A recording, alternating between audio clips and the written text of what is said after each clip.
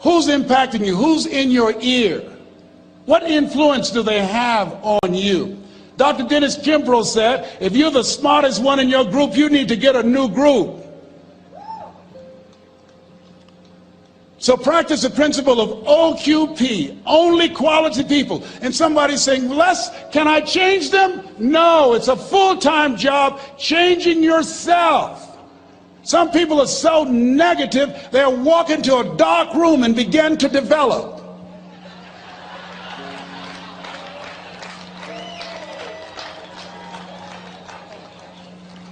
My family members and friends call me crazy for going to seminars, spending money on books and tapes and going to seminars. When are you going to stop going? I said, when I die.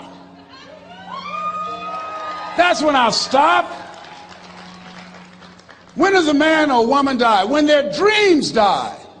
When do we die? When we stop developing ourselves, expanding our minds, challenging ourselves, raising the bar on ourselves. The best thinking that I had at that point in my life, it produced this life that I have. I need some help. I'm where Einstein was. He said, the thinking that has brought me this far has created some problems that this thinking can't solve. I applaud you for investing in yourself, for coming here, flying thousands of miles, investing money in yourself. I can tell you, based upon my own experience, you have something special. You have greatness within you. What you're doing is different. You represent only 2% of the planet. One great American said, I choose not to be a common man. It's my right to be uncommon if I can. I seek opportunity, not security. I do not wish to be a kept citizen, humbled and dulled by having the state look after me. I want to take the calculated risk, to dream and to build, to fail and to succeed. I refuse to live from hand to mouth. I prefer the challenges of life to the guaranteed existence, the thrill of fulfillment to the still calm of utopia. I will never cower before their master, nor bend to any threat. It's my heritage to stand erect, proud and unafraid, to face the world boldly and say, this I have done. That's what it means to be a part of peak potentials. Your unquenching desire, an uncommon desire to manifest your greatness. Give yourselves a round of applause.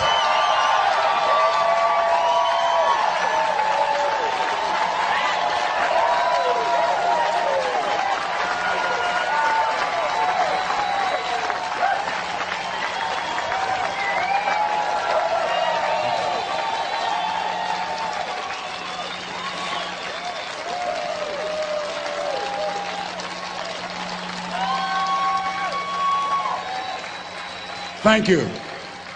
The other thing is, you look at your goals and look at your dreams. Repeat out to me, please. I will fail my way to success. Yes, part of the reason why we have to continue to work on ourselves and surround ourselves with quality people is because you're going to have a lot of failures. You're going to have a lot of disappointments. Maya Angelou said, and it's true, I found it in my case, that most people go so far in life and then they park.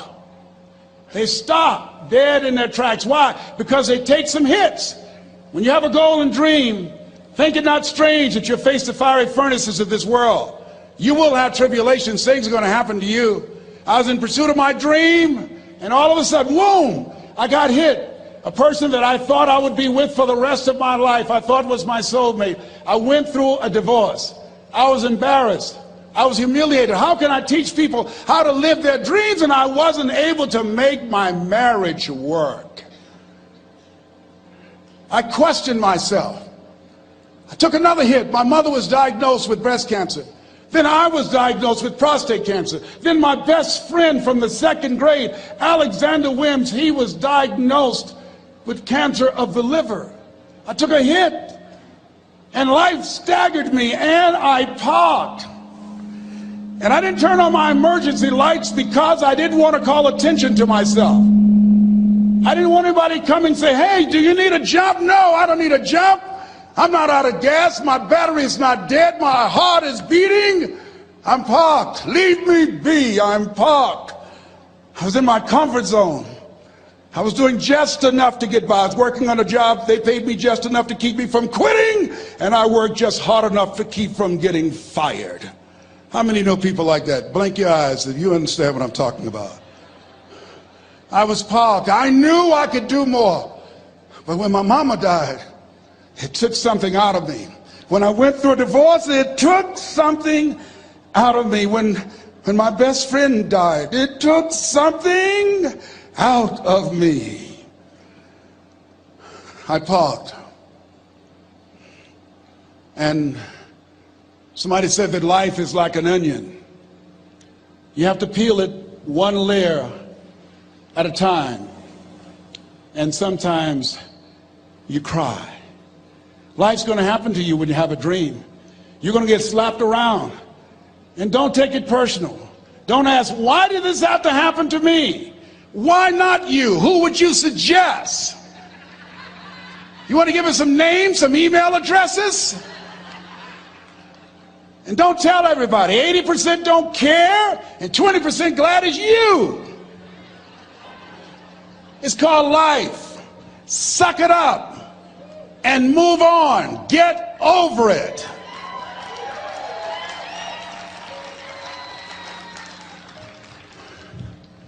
It happens to everybody. Here's the other thing: as you look at your goals and look at your dreams, when you're going through some stuff, repeat out to me, please. When things go wrong, don't go with them. Yes, write that down. When things go wrong, don't go with them. When you're working on a business deal, you're counting on some money. Someone said you will get the loan, and it falls through. You have an event, and the people that you thought would be there and support you, they don't come through. Or someone turns against you, or you get ripped off. It's going to happen to you. Happened to me. Someone stole all my products, my database, over 180,000 names and addresses. It's not personal. It's going to happen to everybody. It does. 8 out of 10 millionaires have been financially bankrupt. Walt Disney had he filed bankruptcy 7 times and had 2 nervous breakdowns. It's called life. But I got a saying: when life knocks you down, try and land on your back, because if you can look up, you can get up. You've got the power in you to do that. You've got something special. You've got comeback power. Here's the other thing. Let us say together, it's possible. It's necessary. It's me. Yes, write that down. It's me. Take ownership for your life. Nobody can live your dream for you but you. Nobody's going to take care of your business like you. Stop coming up with excuses. Don't give yourself permission to continue to live a small life. You can't fit a big dream into a small life. Give yourself permission to go for it, to test yourself, to challenge yourself, to live full. I like the saying, always strive to get on top in life, because it's the bottom that's overcrowded. The reason you're here is because there's something in you that says, I can do more. This just can't be it. There's something in you. There's a calling on your life. There's something in your heart that caused you to get dressed and spend the money to go to seminar after seminar and listen to message after message and speaker after speaker. Because there's something in you that tells you this is not it for you. You have not peaked here. There's more in you that you are expressing. Eye has not seen, ear has not heard, nor has entered the heart of mankind what's in store for you if you challenge yourself, if you persist and persevere, if you take ownership for your life.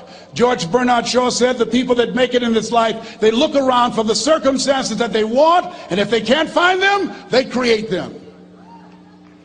Create what you want. You have the power in you to do more than you can ever begin to imagine, to control your destiny, to make a difference in our children, to make a difference on the planet, to make an impact. Let us say together, it's me. And let us say together, it's hard. Say it like you know it. Say, it's hard. Ladies and gentlemen, it's hard. There are people who have seen their retirements taken away from them by the corporations that they work for. They were within 2 or 3 years of retiring, and they had it taken from them. The #1 entrepreneurs in this country now are senior citizens. The #1 employer, #2, McDonald's and Walmart. And there's nothing wrong with those jobs. I guarantee you those people did not have a plan to end up living their lives at the end of life with those types of jobs. And they didn't have a plan like you have, and while you're investing in yourself, not to. And it's hard. There are people making choices between purchasing prescription drugs or paying for gas or a mortgage note. It's hard when you're working on a job for 20 years, 30 years, give them some good years, and then they come in and tell you, we've downsized. In other words, you're fired. And then you have to start all over again. How many of you know it's hard? Raise your hands, please. It's hard. And it's not fair. One of the things I like about T. Harv is he talks about work and investing in yourself.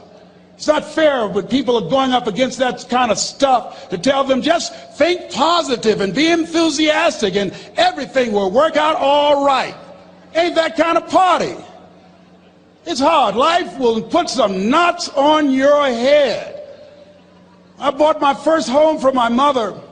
I was rushing, didn't know what I was doing, and I bought a home that had a lien against it. And they called me, Mr. Brown, yes, there's a lien against your property.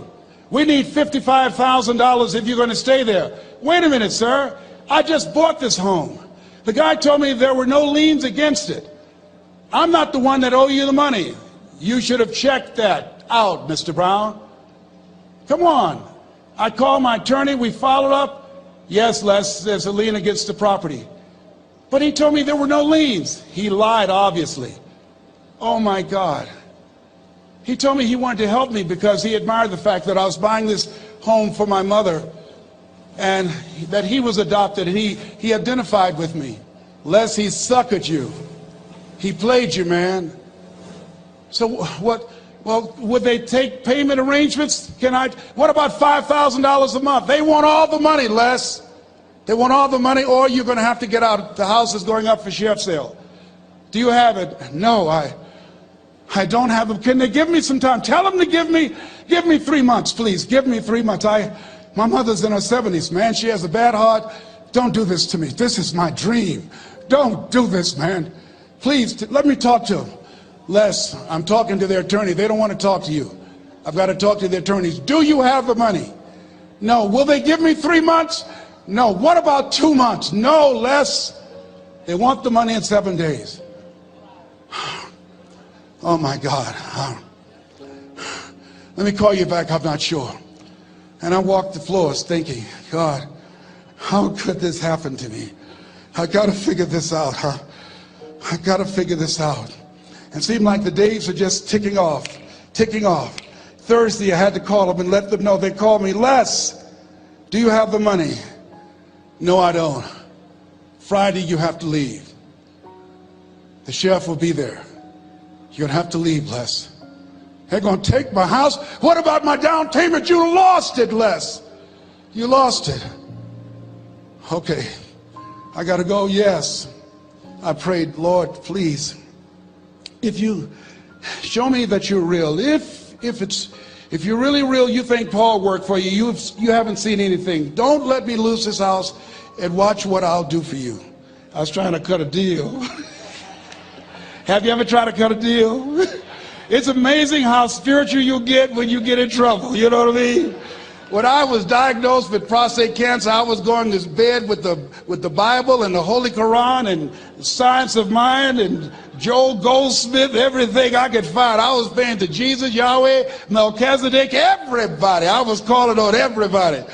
It's amazing. And here I was walking the floor at 3 o'clock in the morning, and I had to go and wake my mother up.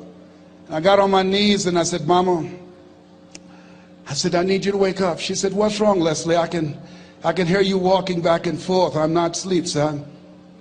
I said, there's something I need to tell you. She said, your eyes are red. Why are your eyes red? Because I feel so stupid now. Why? We got to move tomorrow. Why, Leslie? There's a lien against the property and they want $55,000 and I don't have it. And we're going to be set out tomorrow. We have to go back to Liberty City. So she said, it's okay. I don't like this house anyhow. I said, why? She said, because of my arthritic knees, it hurts my knees when I go up the steps. I said, and why didn't you tell me? Because you were so happy. I just said it because you were happy. I'll live in a shack with you, boy. I love you. It's not the house. I love you. I love all my children. I said, thank you, Mama. Thank you.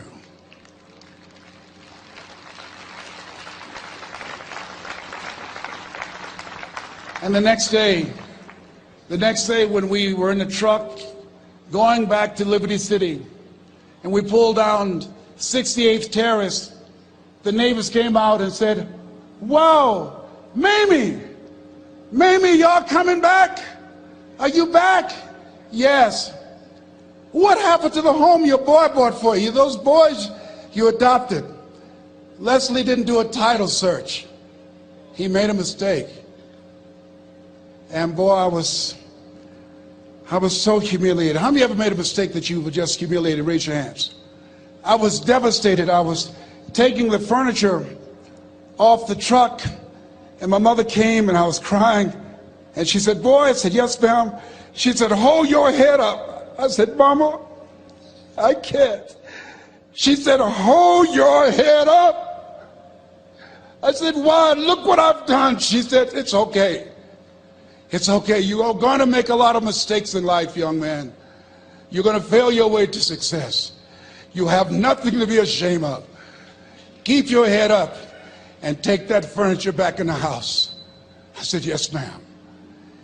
And I learned something from that. If you ever go through something, hold your head up. If you ever make a mistake, hold your head up. If you ever do something and everything goes wrong, life catch you on the blind side, hold your head up. It's not over. Goethe said, that which does not kill you will make you stronger. Hold your head up. Shake someone's hand on your right and left and say, hold your head up.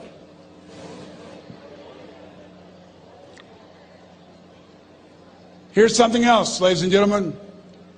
Repeat after me, please. You got to be hungry. Everybody together, you got to be hungry. I'll never forget Mr. Washington said, Mr. Brown, yes, sir. What do you want to do with your life, young man? I said, sir, I want to be a disc jockey. He said, Mr. Brown? I said, yes, sir. He said, you got to be hungry. I said, what do you mean by that? He said, people that are hungry are willing to do the things today others won't do in order to have the things tomorrow others won't have. People that are hungry are willing to invest in themselves. People that are hungry will go to seminars and workshops. People that are hungry are always searching, always seeking higher ground. So how do you want to make it? I said, I want to be a disc jockey. He says, good.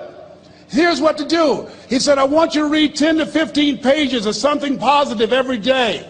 He said, you don't get in life what you want, you get in life what you are. You must program yourself to success. He said, I want you to listen to Earl Nightingale and Zig Ziglar. Listen, faith comes by hearing and hearing and hearing. He said, I want you to change your relationships.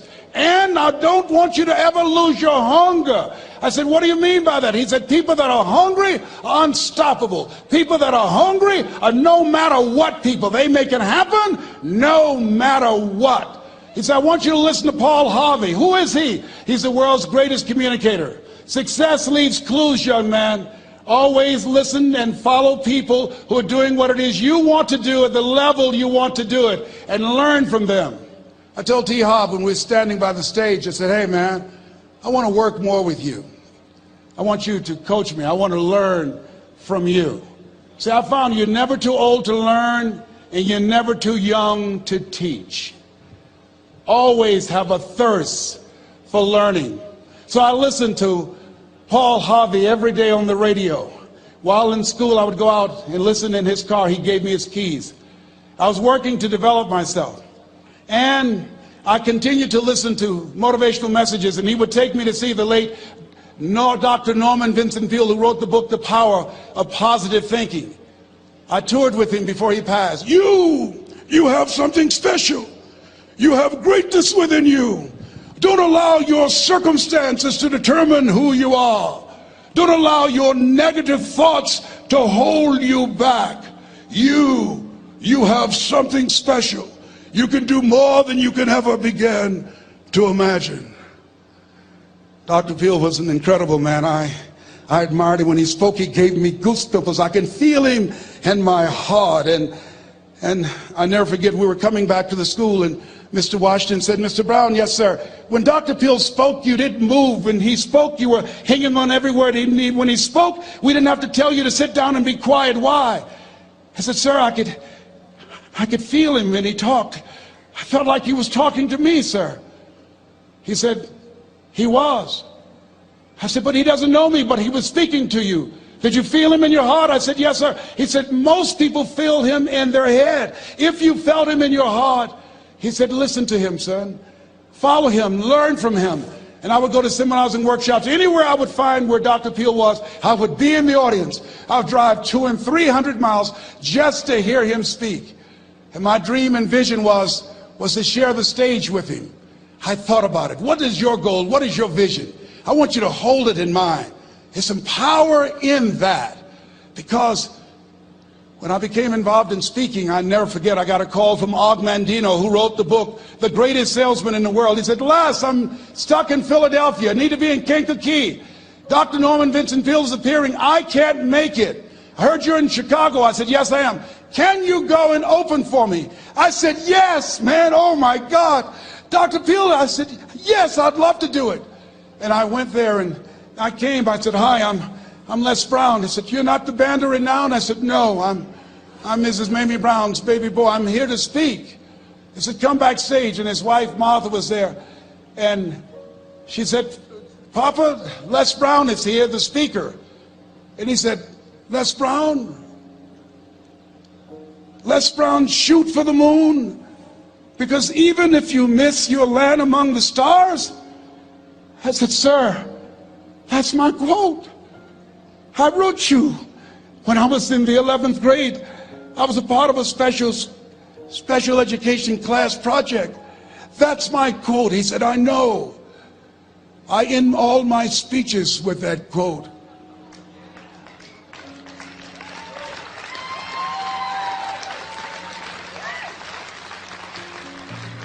And Dr. Peale had a great sense of humor. A young man was backstage, and I had so many questions to ask him, and my mind froze up, and the young guy said, Dr. Peale, how old are you? And he was up in age. He said, Sonny, I'm 92. The young man looked at him and said, I don't know if I want to live to get 92. He said, that's because you've never been 91. So I did the things that Mr. Washington suggested. I listened to motivational tapes on a regular basis. I would go to seminars and workshops whenever Zig Ziglar and Dr. Dennis Wagley and Jim Rohn would come to town. And I said, sir, what do you want me to do now? He said, Mr. Brown, I've given you everything that I can give you. He said, develop your mind, put your money where your mouth is, continue to learn how to be an effective communicator, because once you open your mouth, you tell the world who you are. And always surround yourself with OQP, only quality people.